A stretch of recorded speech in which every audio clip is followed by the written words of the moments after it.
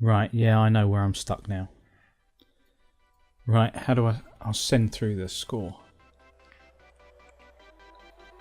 I'll send it through in the little chat thing, just don't look, Leon. Okay. Whisper it in my ear.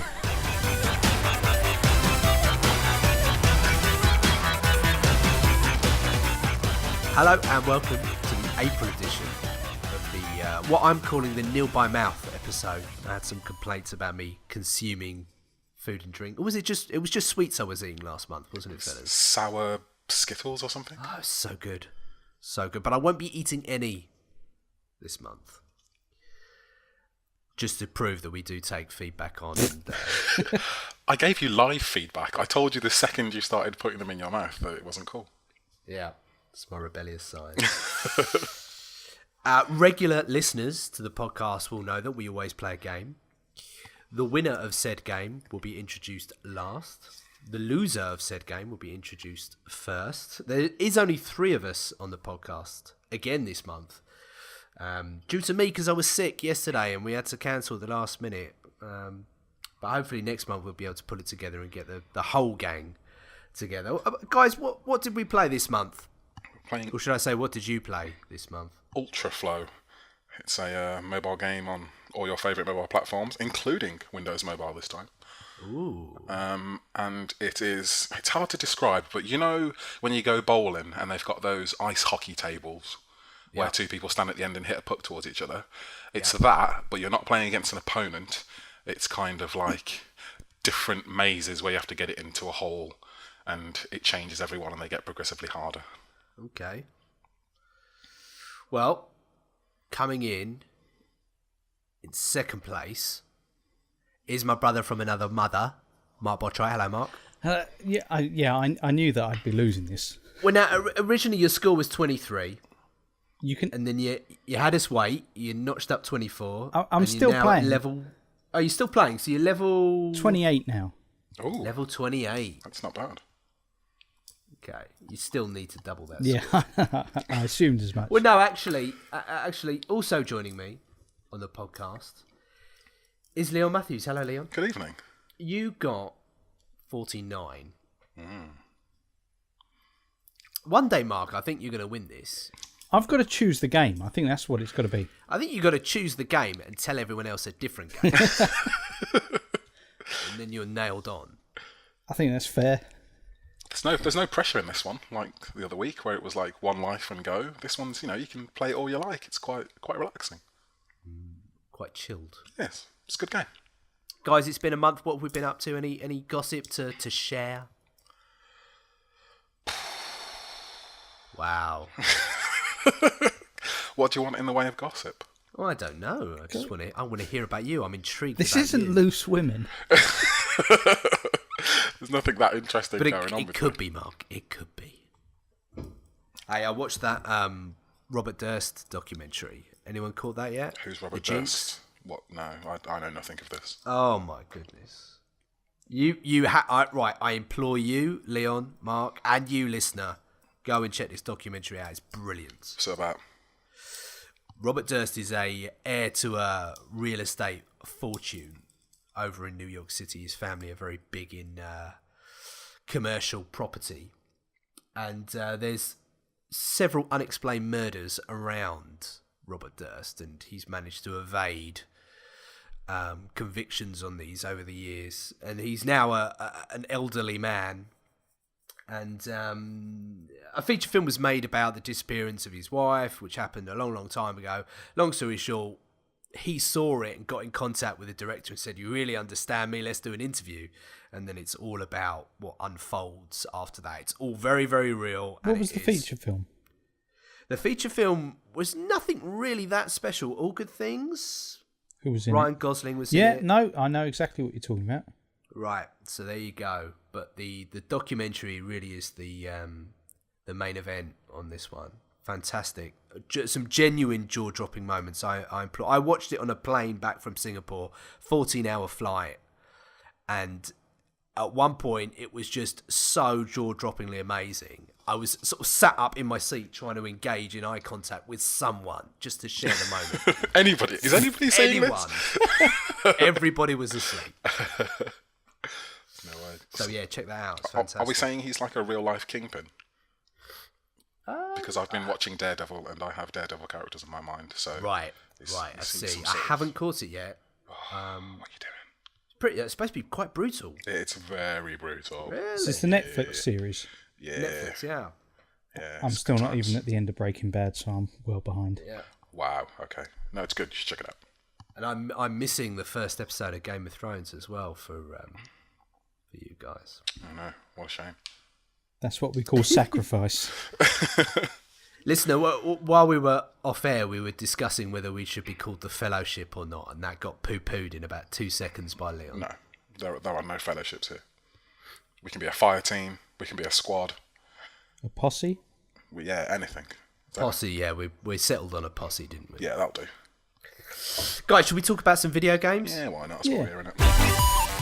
What's the big news? Mark, the big news is Nintendo, surely. This happened pretty much straight after we'd recorded last month. I know, isn't it annoying how these things happen? Yeah. Basically, Nintendo are going to go down the mobile games route. They've got this partnership with a company called DNA, so they will also be working with them to bring about the successor to the Club Nintendo scheme. And so the hope is that it'll be some kind of a general, proper modern online account system. And they've said that it's not going to be, strictly speaking, ports that make it to mobile games. So it's not going to be a case of trying to cobble in some kind of touch control for an old Mario. It will be new titles. Now, that could be like Pokemon Shuffle, and they've said they don't like the free-to-play term, which kind of indicates that it will be free-to-play. If you're coming out and saying that you don't particularly like the term, then you're basically saying, don't call our games that. I think they want to call it free-to-start. I see the difference there. Yeah, exactly. Yeah. But they I reckon... see why they'd be so passionate about that.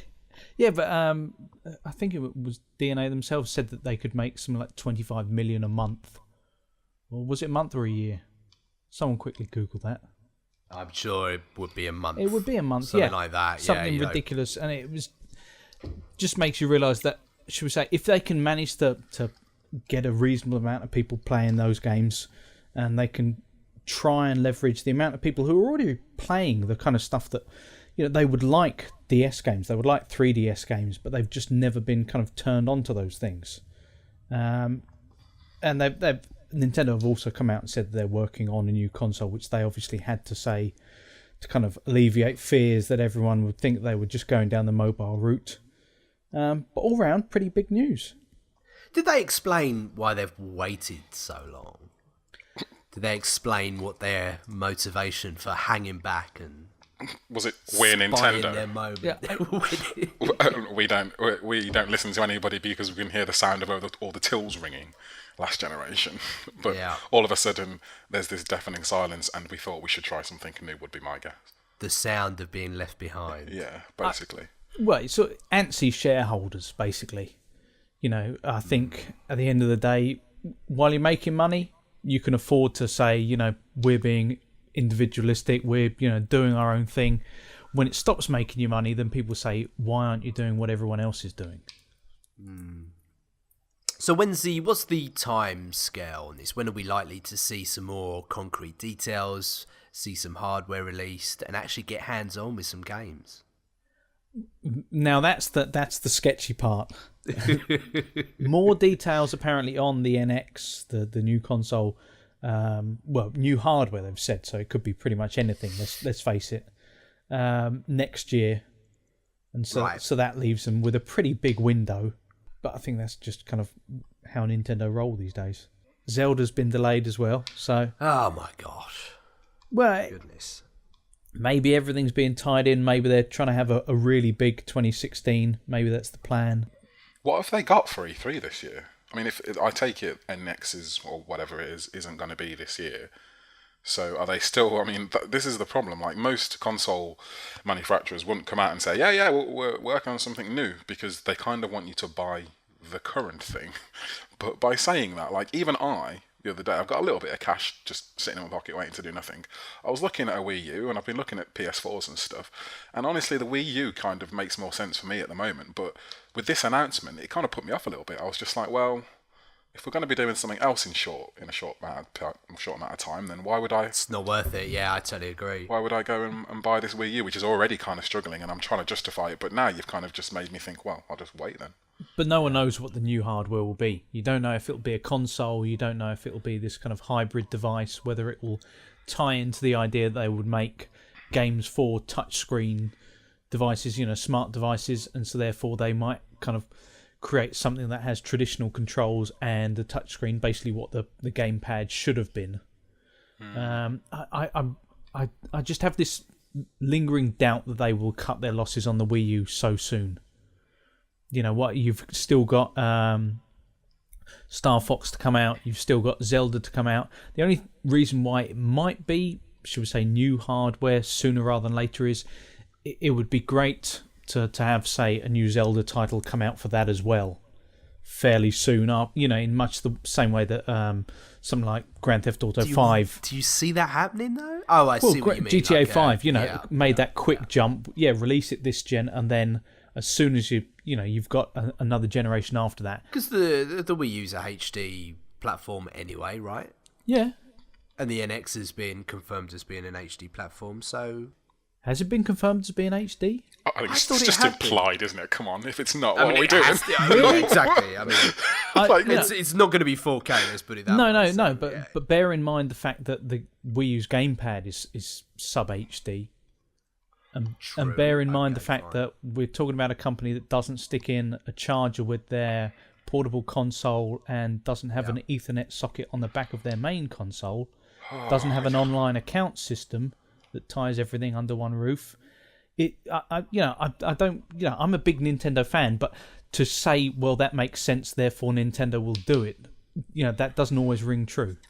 Yeah, but I mean, really, if they're talking about doing something in the mobile space or something like that, or whether it's like a hybrid device or whatever, I mean, every single phone these days has a 1080p screen, even if it was just 720p. I mean, really, I know they're backwards, and more than anybody I would say. Oh, no, I'm just saying it won't be... I would assume it will be. You've got to assume that it will be. Anything they create. But, stranger things have happened. You just don't know what they'll come out with. I mean, at a time when people were saying that they should come out with, a new portable device, they were still making iterations on things like, the Game Boy Advance, making that smaller. At a time when people were saying, bring out something with a bigger screen. They have this knack of trying to find different ways to leverage their existing fan base. Do you think they'll bring back the Virtual Boy and jump on the VR bandwagon? Oh, I'd love it. I genuinely, I really do hope. My hope is that they create something that has some level of online account system where there will be complete backwards compatibility in the same way that you have with regards like a title that you buy on an Android phone or an iOS phone or something like that, so that you could have a device that you could put on, the SNES classics, that kind of thing, and you would know that in several years' time when there's a better version or something, you buy that and you've got you sign into your online account and you can download those straight away. But come on. They like the fact that every time they release a new platform, they can just go back to the well on all of their old catalog. They love that. They love getting you to buy it 20 times in your lifetime. Why would they shoot themselves in the foot? I don't know how many people do buy all those titles though. I reckon there's a small amount of people who go back. Most people I reckon buy one title on kind of each different platform and kind of realise that they're getting burnt for the money, and just kind of say, well, I had X number of SNES titles on that previous console, I won't bother with it. You touched on Nintendo there, sort of dipping their toe into the VR market. I would have thought that would really be speaking their language, something which has got a peripheral to make it work, and kind of, they would definitely have the unique selling point of their sort of amazing worlds that they create in their games, the type of Marios and Zeldas and things. I mean, that would be fascinating, wouldn't it? Do you think they work, though? Because like VR, it's all very I don't know what does work in VR and what doesn't. I mean, presumably you could make the same comparison to a movie. Some movies are ultra realistic, some are total 3D generated pieces. I don't see why a world has to be steeped in realism. I don't see why it can't be surreal or. It'd be very surreal though, wouldn't it? Running around like in first person as well. Yeah, that would be strangely trippy. Yeah. But if anyone can take it on, who else? It'd be interesting. I'm looking forward to it. We had a little article on the site where we had a little chat about it, and as skeptical as I am about it, I am looking forward to what they bring, because they change the game. They think outside of the box, and of all the three manufacturers, if someone's going to do something crazy, then it's going to be Nintendo, and that's kind of what we need at this point. With everything. So I mean, it's stagnant at the moment, isn't it? Really. And if they hit it well and it's something new and different, then I'm all for it. Yeah, go for it. Yeah, I think they made a step back towards the hearts of the mature gamer with the Wii U. So if the NX can take another step further, then I think maybe then they are, competing with the other two again, which is something we all want to see, really, right? Yeah, of course. And they just need. I mean, the Wii U is still a solid console, but it got off to a slow start, and that's kind of. I don't know. I don't know if I'm convinced about that whole tablet thing. If you all right, disregard the tablet, just pick yourself up a Pro controller and look at the amount of first-party exclusives on the Wii U. It's a decent console with a good catalogue. However, what you need to start with is you need those first-party titles. If a Nintendo console is launching, you need one of the big ones. You need, a solid 3D Mario. You need a Zelda. You need something like that. Otherwise, people just kind of look at it. And I think there's this kind of a weird amount of people who have just kept looking at the Wii U saying, but it should be cheaper. I feel like it's been out long enough that should have dropped in price. And at no point has there been that moment where they've necessarily said, now's the time to definitely buy it, like there has been with the Xbox One, which similarly kind of struggled a bit to start with. But as soon as the prices start getting slashed, as soon as great bundles come out, people then commit. Whereas with the Wii U, it's almost like people are looking at it and thinking, this is never going to drop in price, and I kind of don't want to spend on that. Yeah, I want to see them be aggressive now. I want to see them come out with a killer piece of hardware and just a real aggressive schedule of releases that just engage in what gamers want now, not what harking back. There's nothing wrong with a bit of nostalgia, but let's hopefully break some barriers and find some new territory. That would be fun. They should be the people to do it. They've got all the money at the moment. They're still sitting on a pile of Wii cash, so they could be, really pushing the games or really developing some crazy new hardware, taking a bit of a bath on the price of the hardware just to get it into people's hands and stuff. But I guess they're just being cautious now.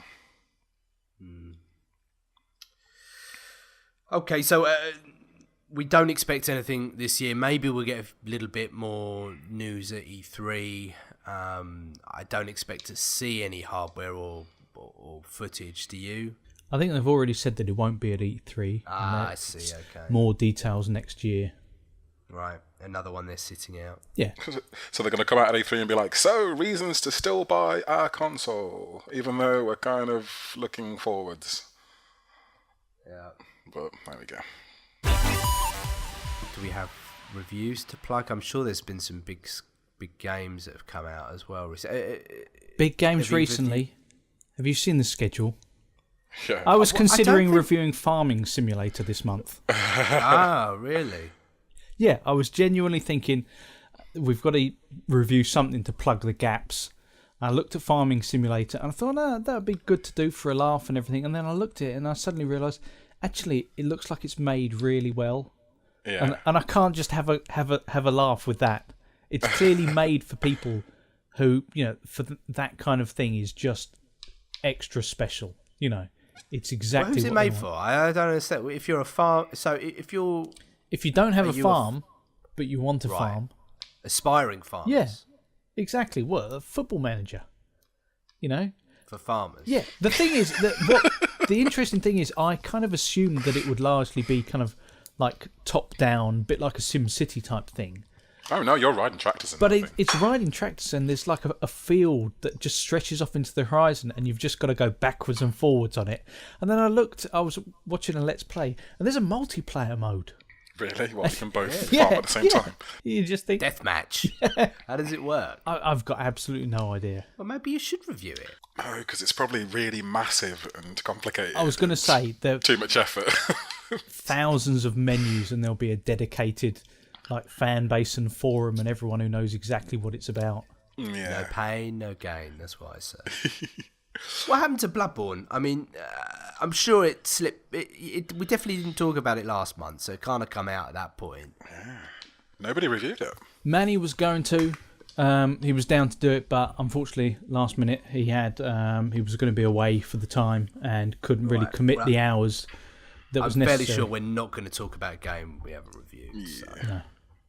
You sold your PS4, didn't you? I did. Yeah, got rid. Just before Bloodborne as well.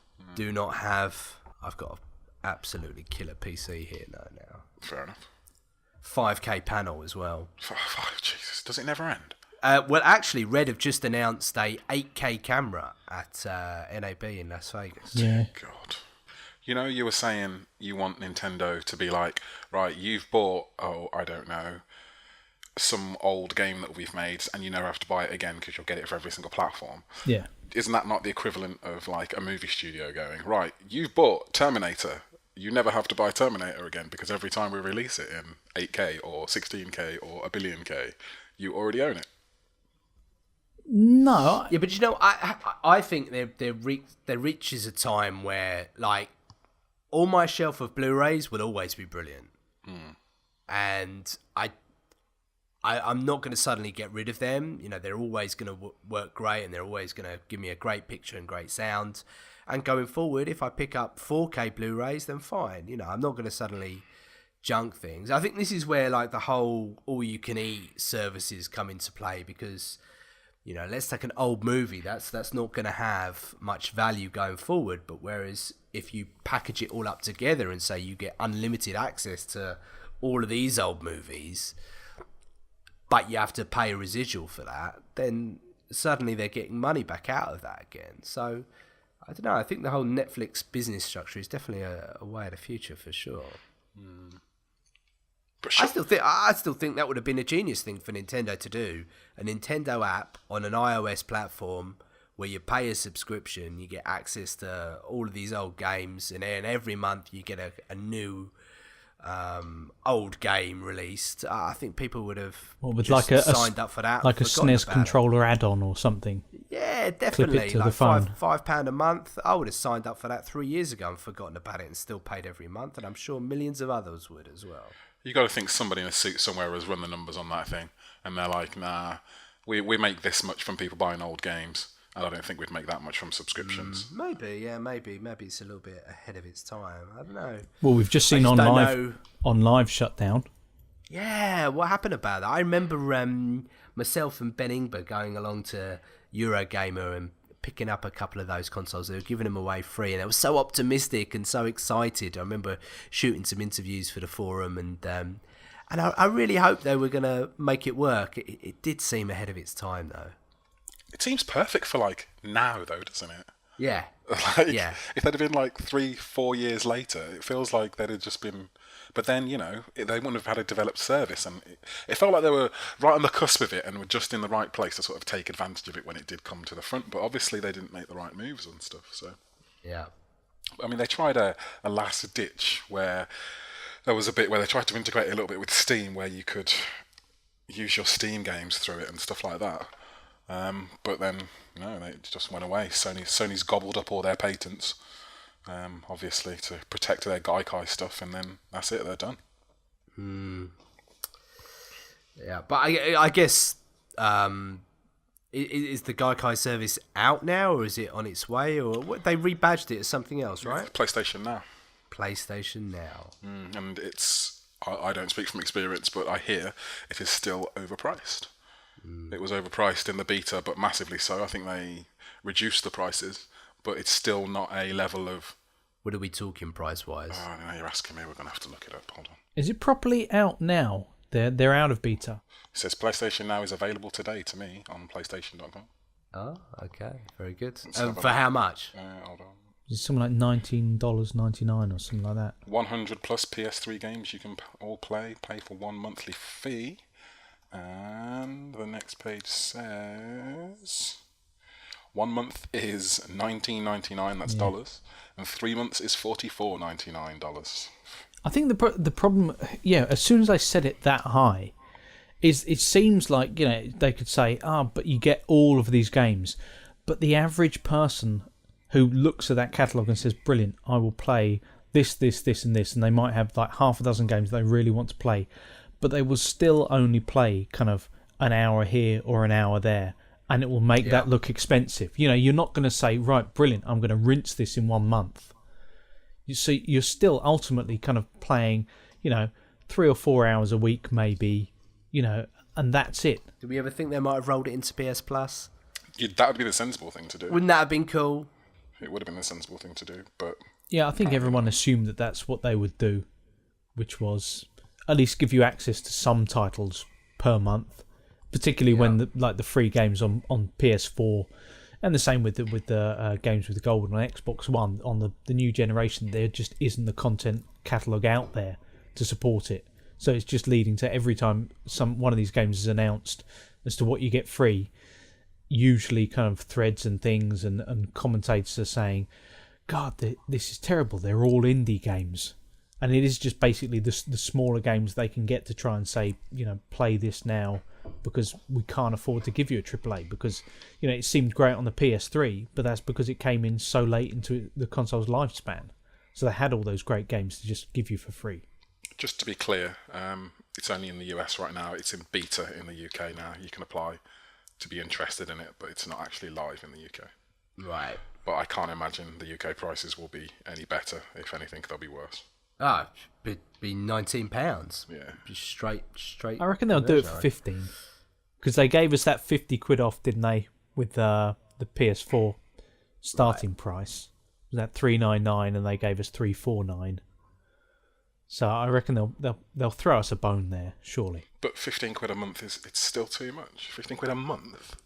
That's 180 quid a year to play some old games last generation, which if you've got an old console, or hey, why don't you just buy all the remasters because they're releasing them nowadays anyway? I don't know. I just don't. Especially for a service that you really want to get off the ground and popular pretty quick. Yeah, definitely. Because people aren't convinced by it. I mean, OnLive, made some waves, got some headlines, but ultimately, was a bit ahead of its time. If they really want this to work, they've got to be aggressive and get it out there and make it competitive. I think OnLive, the technology is good, but I don't see it being like a core technology. Like maybe in 20 years' time, everybody will stream everything, and because it was all about the server side being the power, and you're just controlling it via your inputs over your internet connection. But I don't see that being the way we play games anytime soon. I don't think the internet is good enough for most people for that yet. I think maybe for like a demo or something, or if they can transition it into press buy now and it plays via an OnLive service and then it downloads in the background and then it just switches over without you sort of realising it. That might be a way to like bridge that gap, but I don't think it will be the way that you play all of your games anytime soon. Yeah, and any kind of big budget, computing intensive, graphically intensive piece is going to rely on a lot of things working perfectly if you're going to be streaming that or relying on some kind of service. Sometimes there's no substitute for just having that data locally on your machine, just doing the business. Yeah, exactly. It could be the gateway to the one console future we all assume exists, or the no more generations future, where we don't care about the power of our boxes and of our TVs because it's all being streamed. They just upgrade the servers, or the games just simply get better the better the developers get. And then we all just stream it. But again, I think that's what you think, like kind of like a operating system update. Just suddenly it's like, oh yeah, now you get 10 times the graphical power you did before. Yeah, exactly. Okay. They could artificially have generations where they'll be like, every year it would be like, right, it's 2016. Yeah. The servers are now 4.0. Yeah. Some dude comes out on stage and announces it. Yeah. And loads of middle-aged journalists start whooping and clapping. He like flicks a switch and stuff. And it's like, the generation is now. Call of Duty Black Ops 3? Well, we got an they announced the announcement. Yeah, there was a whole teaser deal. They did it via Black Ops 2. I don't know who's still playing Black Ops 2, because some people are clearly, because eagle-eyed people noticed that they updated the posters on levels in Black Ops 2 with Snapchat logos. I don't know about these Snapchats, but essentially they got like these QR codey type things where you snap it with your phone and then it subscribes to a Snapchat channel. And if you snap to the one that was in Black Ops, it subscribed you to the Call of Duty Snapchat channel or something. But bottom line, Black Ops 3 is coming. There you go. That's a lot of work for a teaser. That's not even half the teaser. That just started. I mean, there was a whole like ARG type follow the clues back in lost times of internet investigation, which I'm really not going to bore you with. But the thing was, all these people were spending like hours and hours and hours decoding this thing, and like everybody else on the internet was just like, guys, it's Black Ops 3. We knew it was Black Ops 3 before they even started this thing. It was always going to be Black Ops 3. Because that's what they do. Yeah, just don't waste your time. It's Black Ops 3. And then they released a trailer and it's Black Ops 3.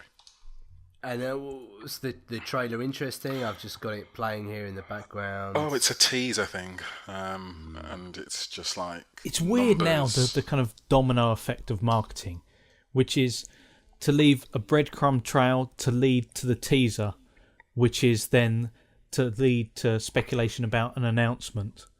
And then, it's like there are 10 stages before someone just says, this is what the game will probably look like. Yeah, but it's all set out in stone, because every year, just before E3, they have the Call of Duty thing where they reveal what the new Call of Duty... So it's like, we know when this is happening. It happens the same time every year. It's like we know when the game's going to be releasing. It'll be the first week in November. It's the same time every year. Like, there's nothing to like discover about this process. We've been through it a million times before. I don't understand how people are still so excited. Well, I guess it's a kind of interesting way of changing the normal hype train, or the start of the inevitable hype train. It's all Black Ops 3. The real question is, are they going to sledgehammer the game up this year? That's the question. Because a lot of people were kind of split on Call of Duty. This whole exosuits and jumping around and, power armor and futuristicness and stuff like that. Some people didn't like that. A lot of people didn't like that. And ironically, now people are saying, why don't we go back to World War II? When I can remember back a few years ago, we were all like, if I see another World War II shooter, I'm actually going to scream. But it's got to the point now where people are kind of wanting another Treyarch shooter in World War II. But I think the hope is that they don't follow Sledgehammer down the hole that they've gone. Even though I personally think it has been quite successful, a lot of people would rather they just went back to a normal, inverted commas, Call of Duty. Greatest hits. Yeah, and we'll see. We'll see what they come up with. It'll be interesting. The fight continues between the studios. It's now a 3-way fight rather than a 2-way fight. And you could definitely just remake Modern Warfare and clean up. Oh yeah, easy. Definitely. If that's what you want to do, then people will buy that, and I will be part of that problem. You could do that. You should do that. Whoever you are, you should do that. Well, the internet already has petitions and things going, but they seem to not want to do it for some reason. I don't know why. But we'll see. What's this Amazon thing with this CryEngine investment? Yes, it's really weird. They went and bought themselves a license to use the CryEngine, or we don't really know if it's a license or not. They paid, well, the scuttlebutt is that they paid between 50 and 70 million for some use of the CryEngine, but that's way more than the licensing fee would be. So if you just go and license like the Unreal Engine or CryEngine or I don't know, something else, then typically, from what I read on the internet, you wouldn't really pay that much. So they've paid a lot of money, so it would imply that there's more to this arrangement than we're being told. Now, whether they're really trying to get into games, obviously they've got their whole Fire TV console type thing, It's really just been dips into almost semi-mobile gaming, really, but it's on your big TV.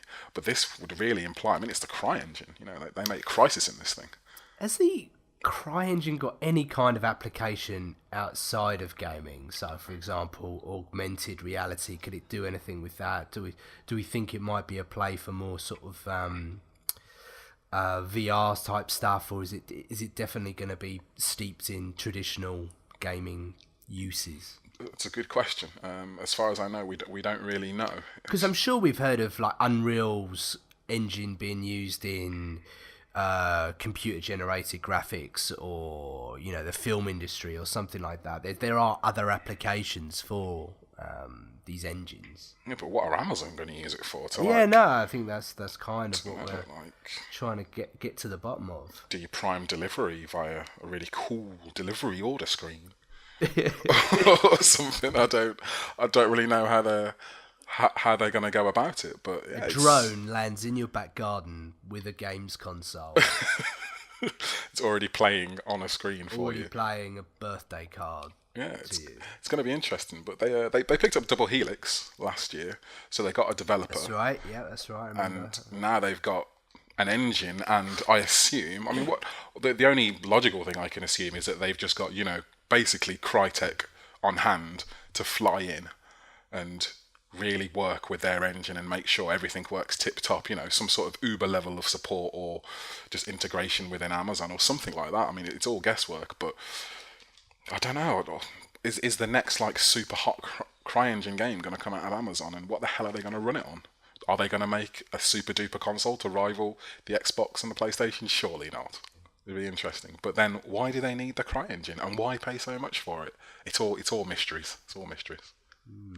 We've mentioned this before. There's definitely some exciting times ahead in the world of video games. A lot of big players have made their move. Facebook have obviously bought the Oculus, and Amazon are clearly up to something. They're really exciting times. Times they are changing. Deus Ex, are we excited about this announcement trailer? It's all CGI. There's no actual gameplay in it, but the atmosphere of that Deus Ex world is right back there. I remember I loved the soundtrack, the last one that came out. I thought it was great. And funnily enough, I never actually got to play it, which horrified both you guys when we were talking just before we started recording. Ridiculous. Just ridiculous. It's like my favourite type of... I mean, it's just right down my alley, Deus Ex, but it's also in the realm of sci-fi, in the realm of storylines that they tell in those. It's my favourite type of story, which is what's the difference between man and machine? Where do the lines blur? I love that storyline. Right. I can watch, that kind of Blade Runner. It's kind of cyberpunk. Yeah, I could play or read or watch stories about that concept of AI and what it means to be human, and are machines alive type thing. I can watch that all day. And Deus Ex really does it very, very well. When's this mooted for? There's no date as of yet, but we assume 2016 because everything good is 2016 at this point. It's been a few years now since that was out. It's all coming back to me now. Was there some sort of stealth or shoot 'em up debate between us? That's exactly it. You could do two things. You could basically stealth around, go through vents, get people with a silenced dart and stuff like that, or you could shoot the place up. Yeah, there was the achievement for killing no one, wasn't there? Yep. And I seem to recall Ben said that was the way to play it, and I killed pretty much everyone. Yep. It's kind of Splinter Cell would call it Panther, where I'm silent up until I'm discovered, then I'm deadly. Yeah. And everybody dies. Moves, yeah. Pretty much. But no, yeah, it was pretty cool. It was good. Okay, good times. And that's going to be across all platforms, we presume? Yeah, we assume so. I mean, maybe during E3 they might show up at somebody's conference if they get some marketing monies or something. They'll align with one of the consoles. But I think it's going to be multi-platform. I don't see it becoming exclusive unless they pull a Tomb Raider. I've got to say, I thought the kind of announcement trailer, I was a little bit disappointed with it. How? He's firing blades from his arms. and like creating cool shields over his body and turning TVs off with his hand. Like, what more do you want? Did that scream Deus Ex to you, or did that say, "Here's some action"? See, to me, there was nothing there. That what I like is that kind of future noir. The choice is yours. I would have liked to have seen some vague allusion to the fact that Deus Ex has always been built on choice.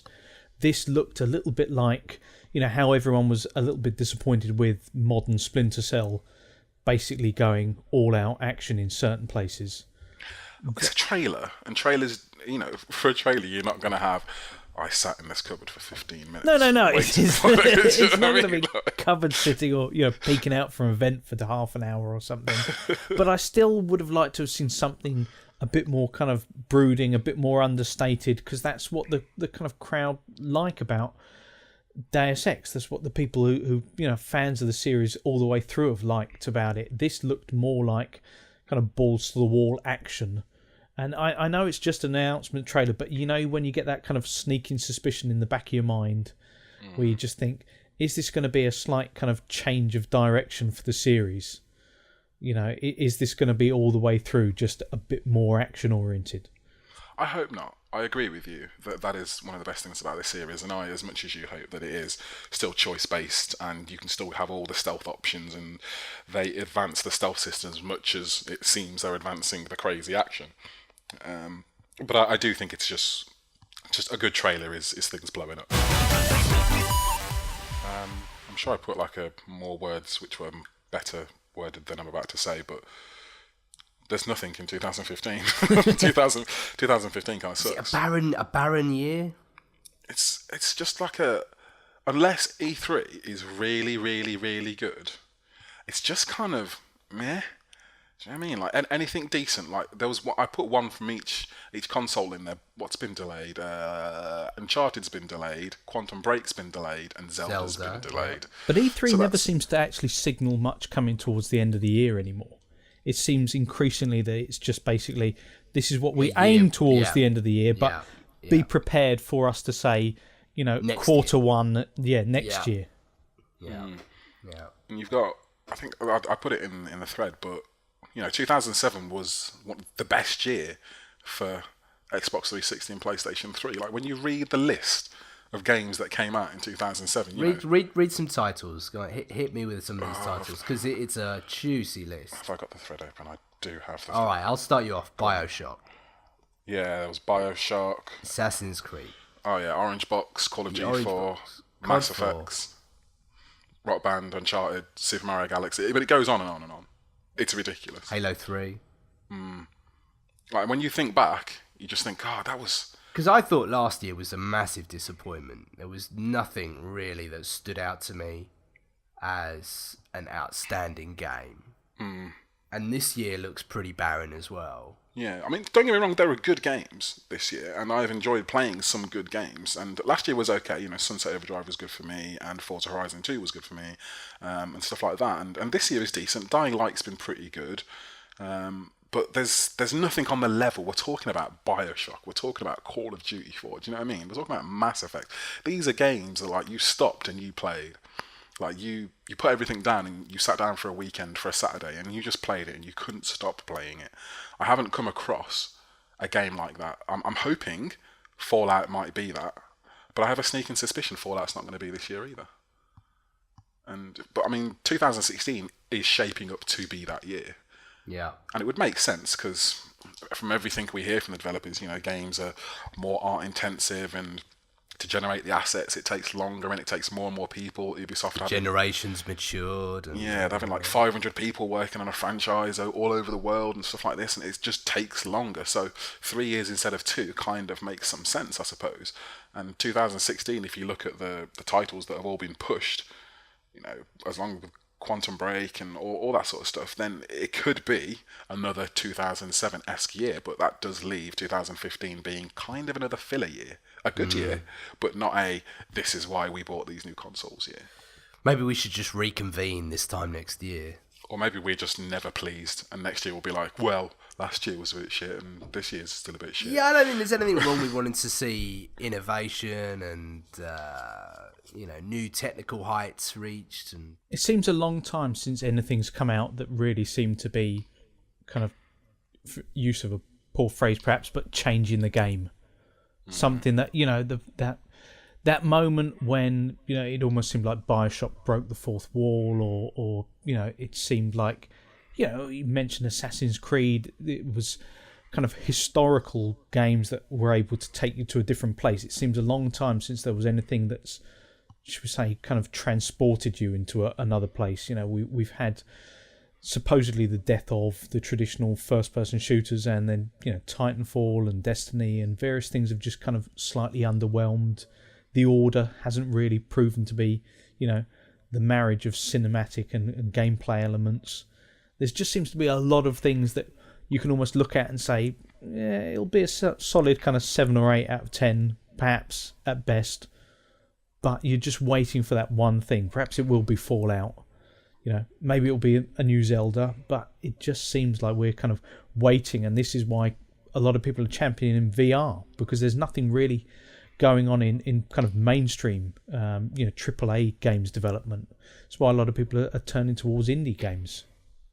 Do we think maybe that's why there's been a tail off, because perhaps there is more being poured into the future of these platforms as opposed to the here and now?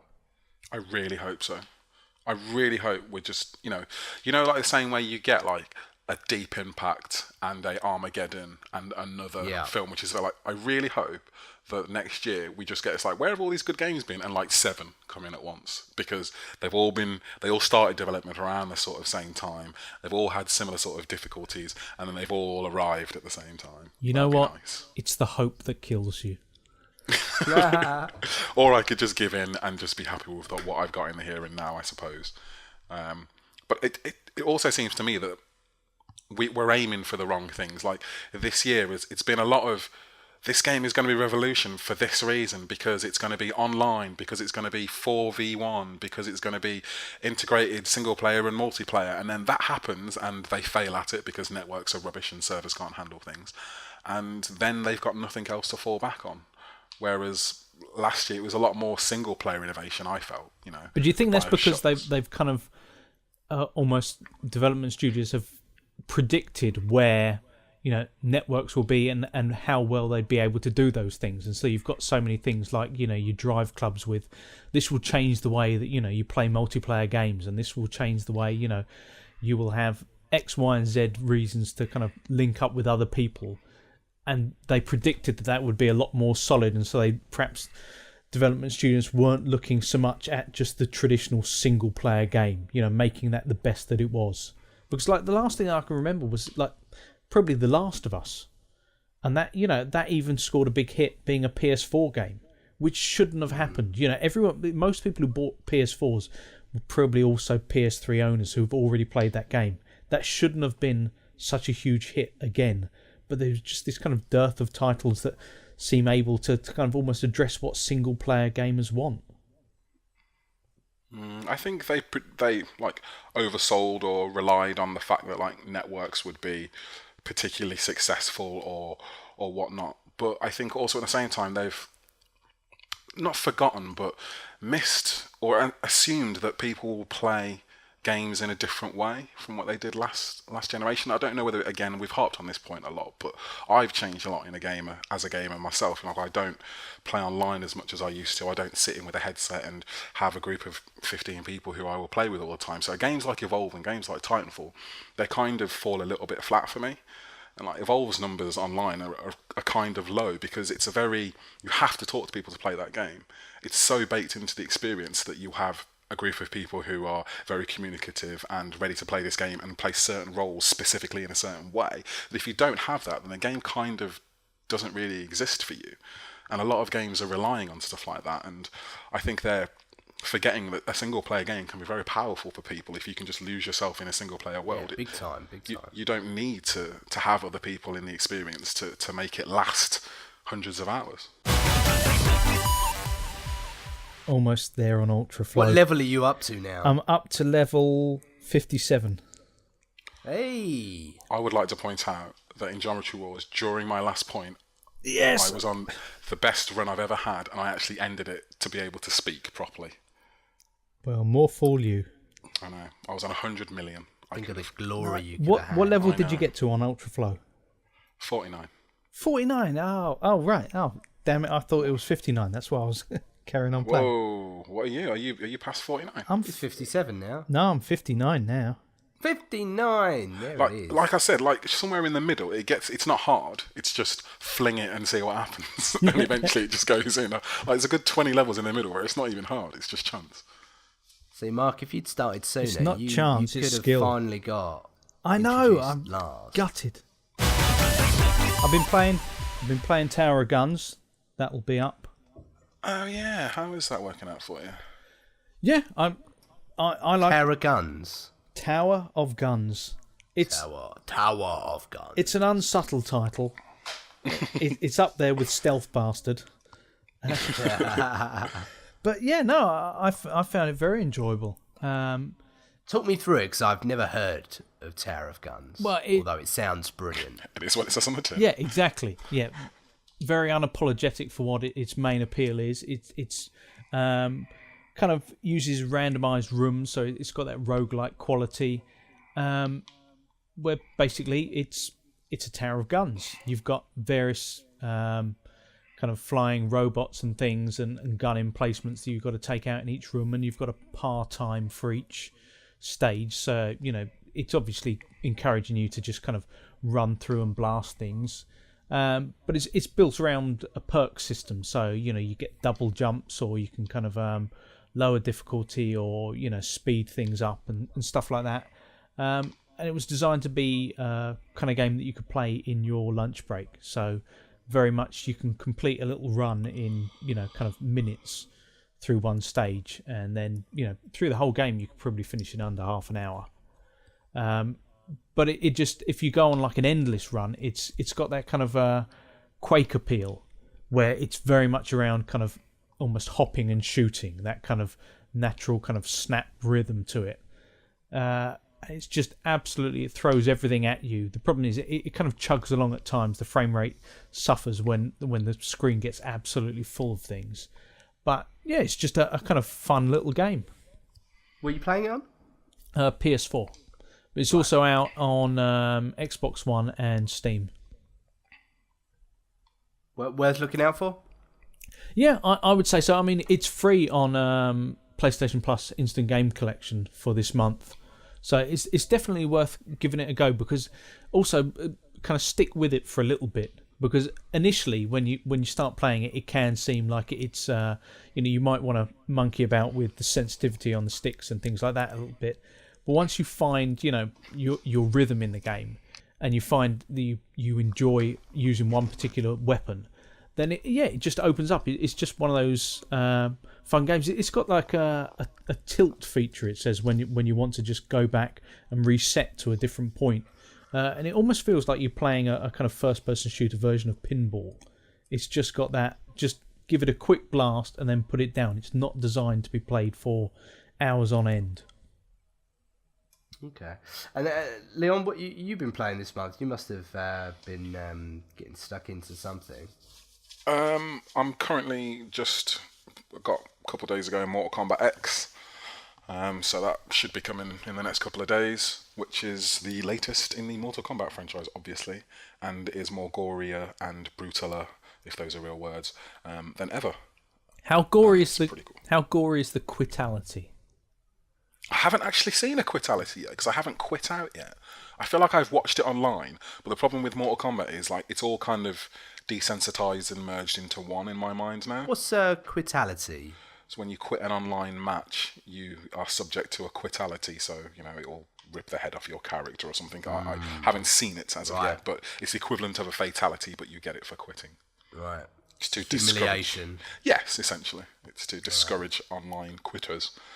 But no, the game is very, very, very violent. It kind of makes you wonder if we'd gone back to the days when the first Mortal Kombat was kind of being debated in Parliament or something as whether it should be taken off the shelves and stuff. Whether if they saw what we've got today, they'd just not bother.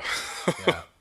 Because it's fairly ridiculous, but it's pretty awesome. Yeah. Well, the big one that I want to get, but I haven't downloaded yet, is GTA 5. It's now out for the PC, and well, it's preloaded. Has it actually come out yet?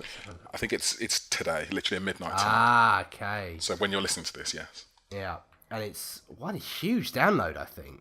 Like 60 gig or something. Yeah, something mental. But I mean, if you've got a powerful graphics card, a beefy workstation, game station, PC, then you'll be in a world of GTA beauty.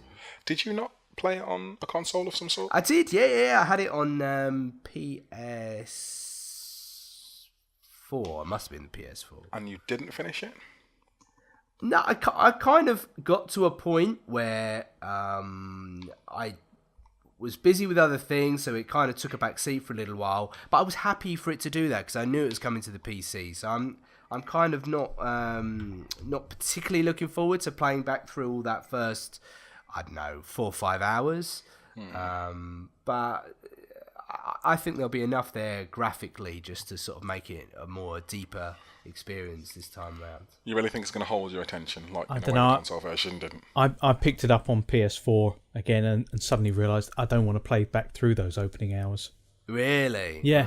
Well, because initially you think, no, it was fantastic, but then you realise that in fact the moments, the high points, as usually in a GTA game, were towards the kind of midway to the later stages. Yeah, you're quite gimped early on, aren't you? Yeah. You know, there's not much you can do, and then you got to open areas up, and then this.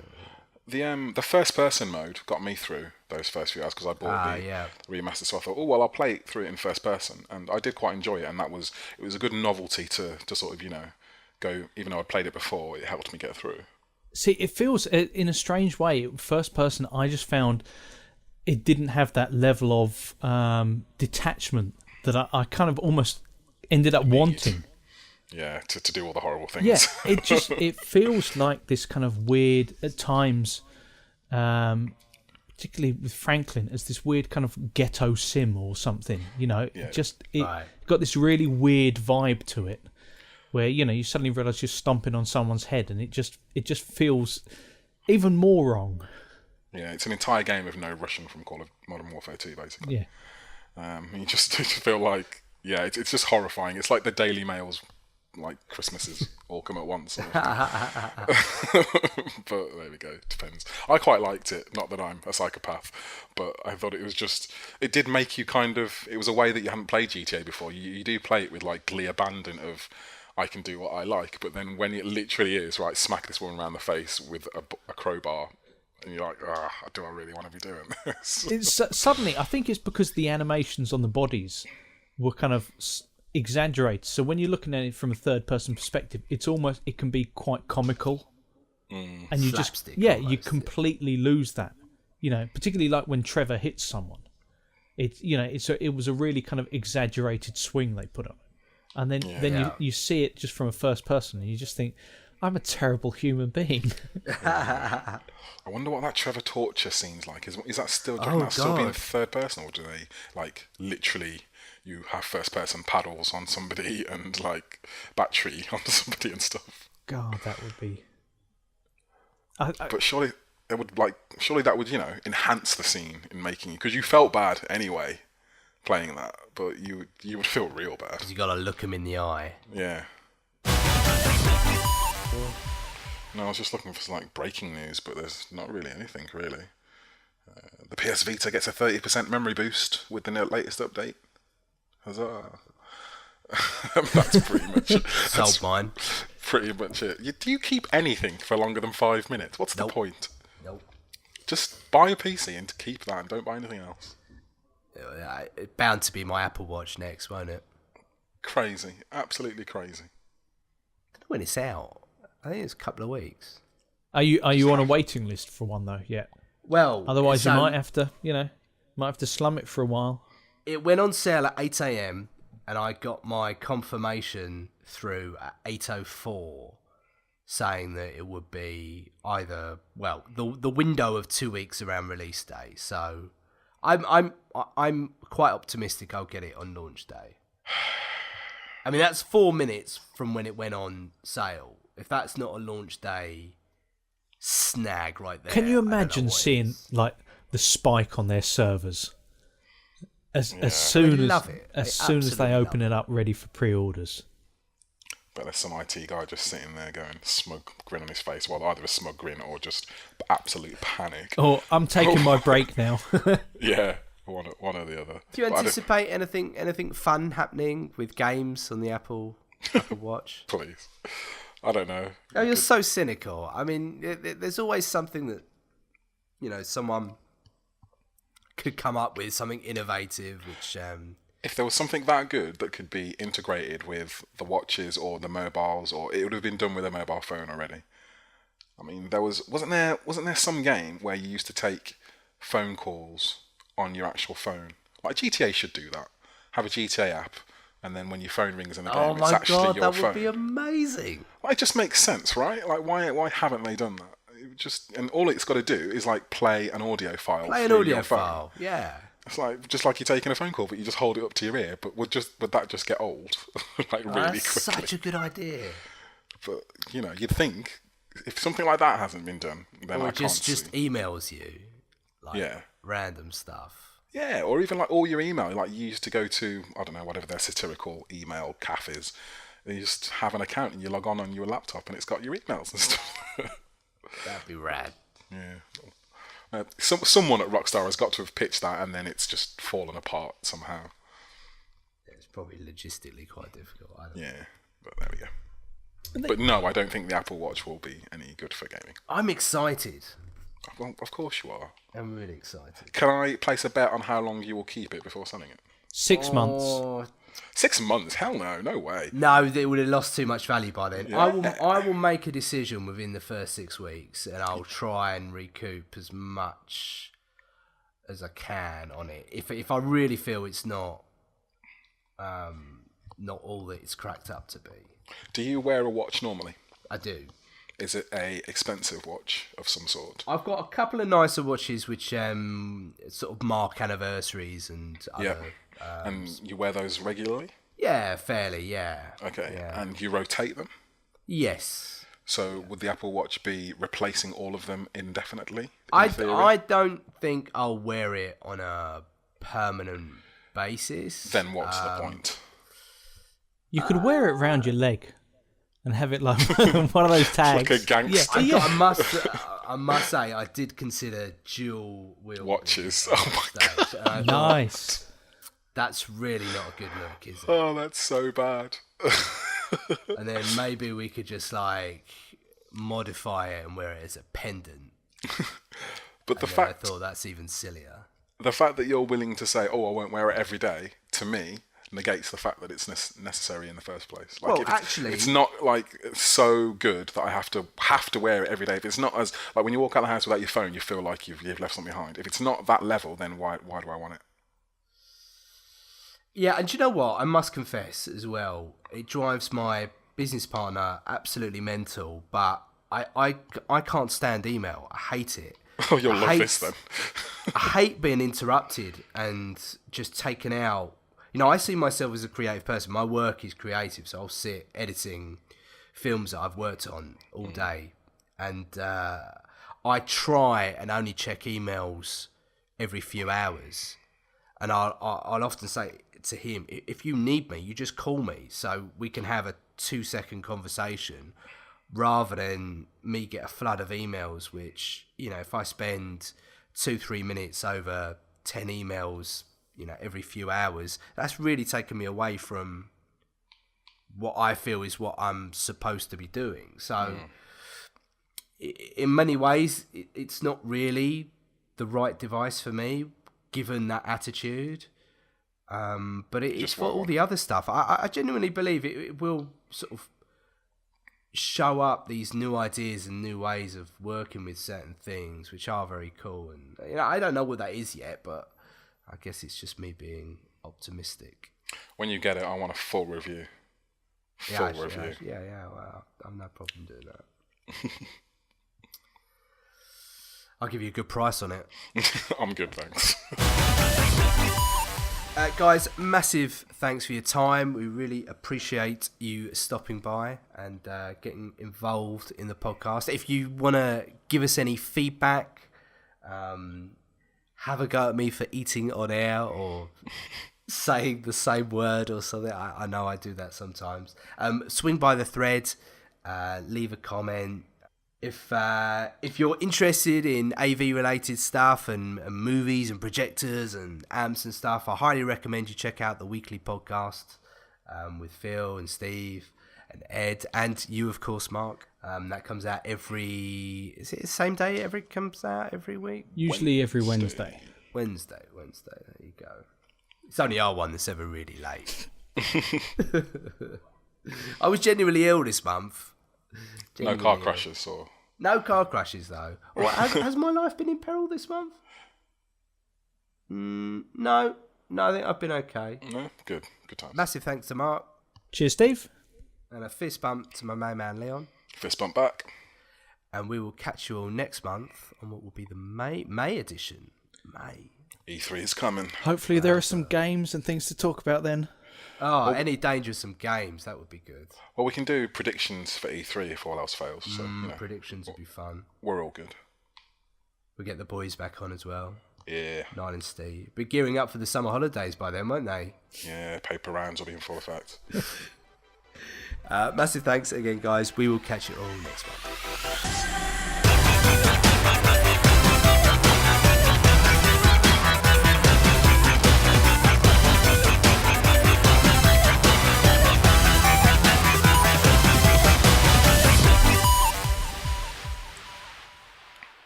I'm on the best score ever. Level 64.